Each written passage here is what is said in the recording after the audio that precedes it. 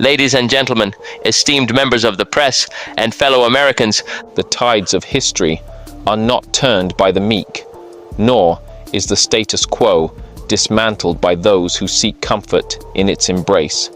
It takes fire, it takes tenacity, and it takes a willingness to go where others dare not tread.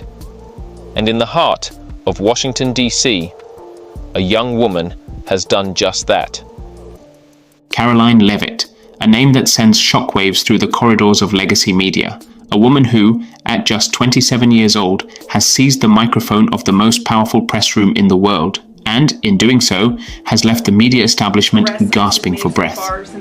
Some call her a disruptor, some call her a warrior, and some, desperate to see her fall, call her dangerous. But what is danger to those who have been silent? Is the deep state real? Is the deep state real?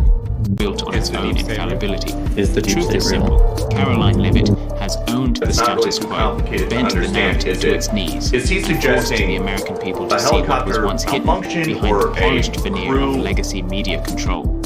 A meteoric rise from small-town America to the Okay, thank you. How are you? shadows of privilege. It is forged in the fires of hard work. Long before she commanded the White House briefing room, Karoline Leavitt was just a girl from Atkinson, New Hampshire. Raised by small business owners, her family running an ice cream shop and a used truck dealership, she learned early on that success isn't handed out, it's earned. While her peers spent their days scrolling social media, Karoline had her eyes on something bigger. At St. Anselm College, she wasn't just a student, she was Hello everyone, I'm Karoline Leavitt and welcome to this week's newscast from SABS. Before she had an official podium. For the month of March, her op-eds defended Trump's policies, eviscerated media bias, and challenged the rising tide of progressive censorship, all while professors and classmates tried to silence her. Did she back down? Nope. She doubled down. And soon, Washington came calling. Forging a path in the political arena, the apprentice becomes the master. The halls of power are not kind to outsiders, but Karoline didn't ask for permission. She kicked the door down. At just 21 years old, she was interning at Fox News, rubbing shoulders with the very media titans she would later take on. By 22, she was working in the Trump White House, serving in the Office of Presidential Correspondence. Her gift for messaging was undeniable, and in no time, she became an assistant press secretary. Good afternoon, everyone. The United States Constitution matters even during a pandemic. Then came 2022. Most people in their mid-20s are still figuring out their careers. Karoline, she ran for Congress.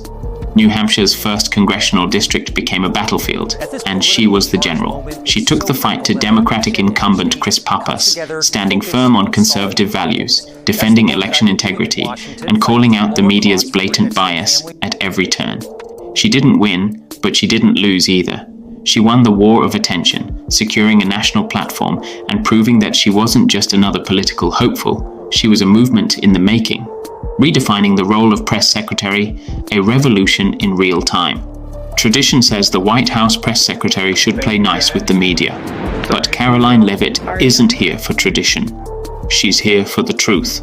When President Trump returned to the White House in 2025, he needed a warrior at the podium. Someone who could dismantle the carefully crafted narratives of the mainstream press. Someone who wouldn't cower when the wolves of the media pack closed in. He didn't have to look far. On January 20th, 2025, Karoline made history. We welcome independent journalists, podcasters, social media influencers, and content creators. Game changed. Gone were the days of legacy media dictating the rules.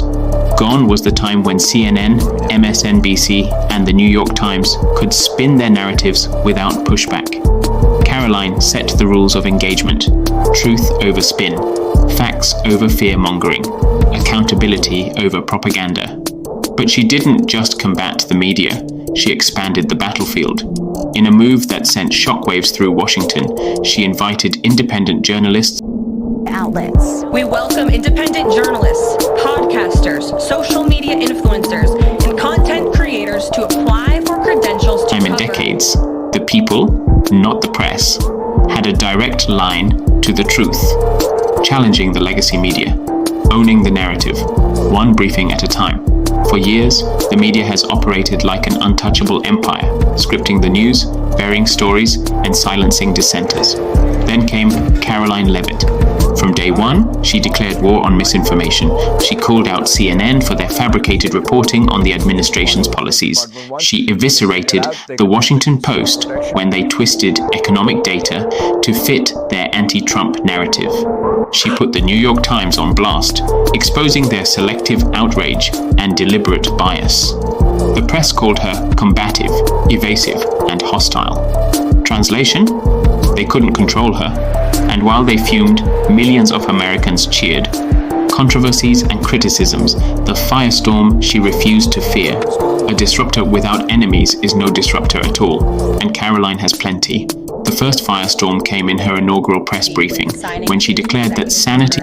A few executive orders in this space. First, he made it the official policy of the federal government that there are only two sexes, male and female, and we have directed all federal agencies to comply. ...her ground, stating that biology is not a debate, it's a fact.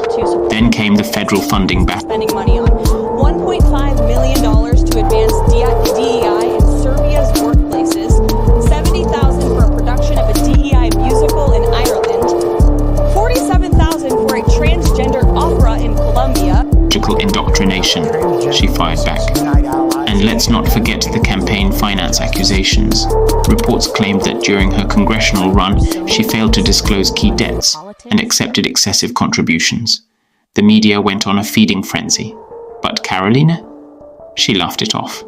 The only crime here is that the media is desperate to destroy conservative women. She shot back. Even Congress took swings at her. Democratic Representative Dave Min of California publicly called her a fake Christian, igniting a firestorm of backlash. Karoline? She shrugged. I'll take that over fake news any day, she quipped. A new era of media relations. The future is here. For too long, the media controlled the narrative. Now, Karoline Leavitt controls them. She has proven that legacy media is not the gatekeeper of truth. She has redefined political communication, turning press briefings into battlegrounds for transparency. And most importantly, she has given power back to the American people, where it belongs. Her impact will not be forgotten. Her tactics will be studied, and her legacy will stand as a testament to what happens when one person dares to challenge the empire of lies. Love her or hate her, Karoline Leavitt has owned the status quo legacy media. And she's only just begun.